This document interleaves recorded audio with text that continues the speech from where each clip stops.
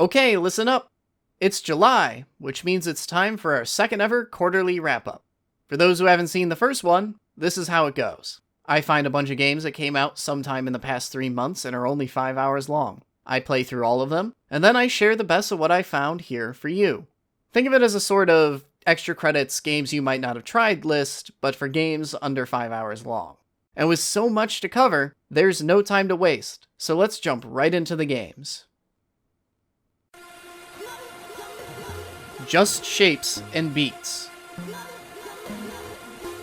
Just Shapes and Beats is an interesting genre hybrid, a bullet hell with a rhythm game twist.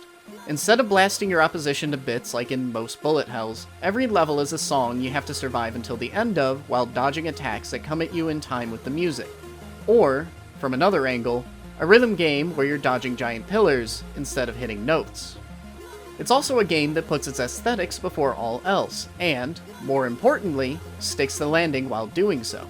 Everything bows to the music and art direction in this game, and the result is something that is just goddamn beautiful and intense to experience. Every featured artist is phenomenal at their craft. Every song has a meaning. Every beat has a visceral on-screen blow to go with it. If you need yet another argument in your back pocket for how games can be honest-to-God art, here it is, in the most literal way imaginable.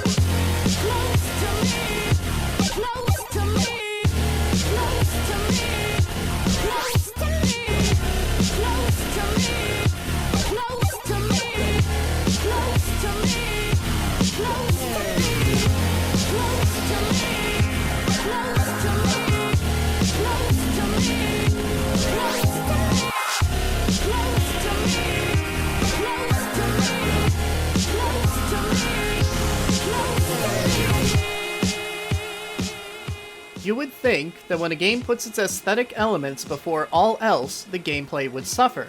But in Just Shapes and Beats' case, style is substance.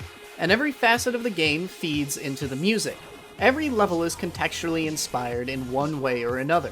Cascade's all about meteor showers. A song by Big Giant Circles is composed of literally nothing but circles. The song you're listening to, Close to Me, plays during a story beat when you're fighting your best friend/love interest.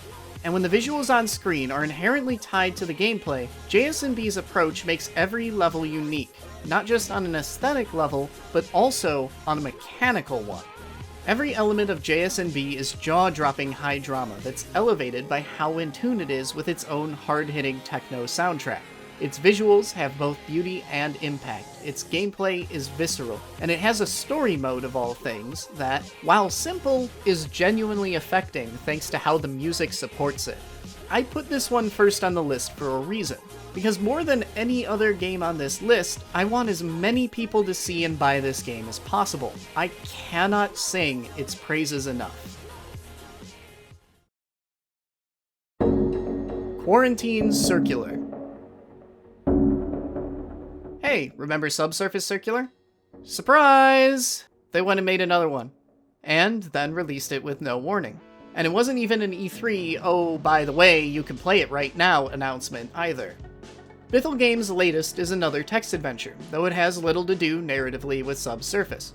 Quarantine Circular instead kicks off with First Contact. You take the role of Mark, an engineer set in to set up a sort of machine learning-driven babblefish so you can communicate with Earth's first ever alien visitor, who, not coincidentally, happens to have shown up at a bit of a turbulent time for humanity. And from there, the game becomes a series of verbal, ideological battles with some moral dilemmas tossed in. Before the end, Quarantine Circular asks everything from moment-to-moment questions like, do you actually trust the big alien to not murder you? To big existential ones like, does humanity deserve to exist? And at what cost? But about a half hour into the game, Quarantine pulled something cool. It started letting me hop heads. And, after Mark had played his part, I was controlling the alien, Gabriel, for a chapter. And then each scene put me in the head of someone new, sometimes even controlling someone in one scene with an opposite agenda to the previous characters. And occasionally you get a specific prompt as one character based on your actions as someone else in a previous chapter. Despite that, there's not much ability to bend the narrative in one direction or another until your final few choices, but even if Quarantine Circular misses a few opportunities by making its story so linear, the story it does tell is pretty compelling. Wizard of Legend. You're the Avatar, a wizard, master of the 5 elements, wielding ancient elemental spells with ease as you smash your way through the Chaos Trials. A gauntlet of tests set up just cuz? For bragging rights of who's the bestest Avatar, wizard of them all? Honestly, who cares? You get to sling cool spells around. Wizard of Legend is a fantastically fun roguelite that runs on the rule of cool.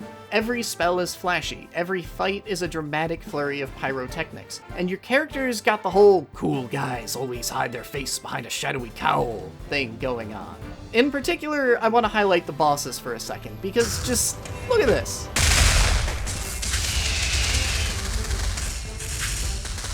Wizard of Legend's titanic list of spells are almost all similarly jaw-dropping, and while there's a fair bit of overlap in different elemental schools, the variety will still be enough to keep you going for a while. I also really like what the game does with its spell loadouts, letting you bring a core kit of spells you've already unlocked, essentially building your own class piecemeal, with 2 additional slots you fill up while going through the Chaos Trials. It strikes a nice balance between theory crafting design builds and having to work with whatever the roguelike dungeons give you. Ultimately, Wizard of Legend is a wonderfully explosive way to spend a weekend or 5. The wisdom and/or madness of crowds. Got 20 minutes? Want to learn something? Then check out The Wisdom and/or Madness of Crowds. The title's a mouthful, but don't let it scare you off. WowMock, as I'm going to call it, is a dive into the basic theories of network science, which is in turn devoted to figuring out how ideas travel from person to person and group to group. And what better way to do that than by making simulations of how it works? WowMock is an exceptionally effective jumping off point for learning about its topic. Not only is it an interesting way to mess around for an hour, but it also imparts some really vital knowledge in today's social climate, where social media is a dominant force in the landscape, and it feels like the crowds are very much trending towards the madness side of things at the moment. It even comes complete with references for further reading if you want to start diving deeper into the topic, and a sandbox mode if you want to make your own simulations after you're done. It's an excellent exhibit of video games' power as an educational tool. Basically a high school science lab in video game form. And I know I have at least 1 or 2 teachers in my audience, so hey, maybe you guys can use this. And if you're not a teacher, well, it's good knowledge to have anyway. And did I mention it's free? It's free to play in a browser, so hey, get out there and play it. Heck, get out there and make your family play it. It might make Thanksgiving dinner a little more bearable when that rolls around. El Tango de la Muerte. Not a whole lot of games take place in Argentina, and even fewer rhythm games feature tango music. El Tango de la Muerte's subject matter gives it a unique, colorful style. Once you get used to its unique presentation, you'll realize that the game's mechanics work the same as any other rhythm game. But what other rhythm game's going to let you dance the tango? The genre of music alone makes it worth taking a look at this quick little rhythm game. El Tango de la Muerte features a story that is pure soap opera, but it blends that narrative with its gameplay in interesting ways. Dances turn into fistfights, with some tiles being replaced by fists to hit your opponent with. There's one scene where you're doing a dance in sync with another pair, and you have to move the reverse of how they move, so your keys are inverted, and so on. Throw in an extra challenge mode that's still being updated, high scores and perfect runs to pursue, and yeah, you've got one of those nice little rhythm games that you can finish in an hour, but strive for far longer to perfect, depending on how into it you get. Overwhelm. There are a lot of familiar elements in Overwhelm. It has a Metroidvania-esque layout with a single map composed of a series of interconnected paths. People have likened its gameplay to a reverse of Mega Man, where you can tackle bosses in any order. But, instead of getting the boss's abilities when you win, it's the hive that grows stronger. Aesthetically, it even feels like it has a bit of aliens in it. But really, I think Overwhelm's greatest feature is its power as a mood piece.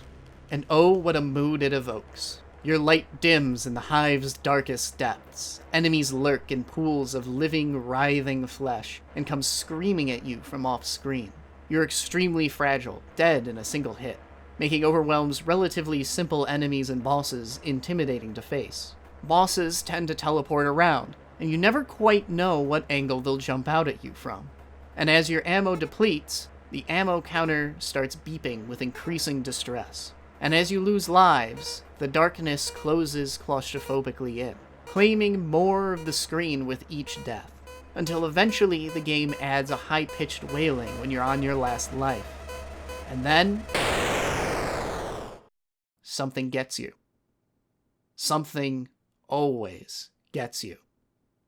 Overwhelm doesn't have jump scares, but puts its horror on slow burn. There's an ever-present sense of oppressive dread, and every artistic decision is designed to throw you off balance and keep you in a heightened state of stress jumpiness. In my opinion, the gameplay itself in Overwhelm is largely bare bones, if satisfying, but the actual composite experience is fantastic.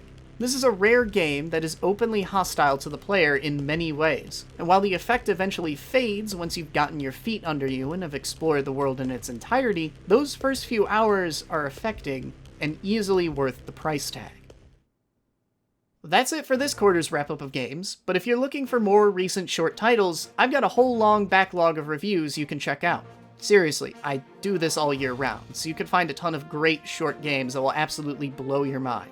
In particular, check out my reviews for Rogue Aces, Forgotten On, and Healer's Quest, which will each only take you about 5 or 6 hours. And if you've got a game I missed from the last 3 months that you liked, give that game a plug in the comments. Get more recommendations out there. There are more games than I can physically shine a light on, so get the stuff you like front and center. And if you liked this video, hey, hit that subscribe button.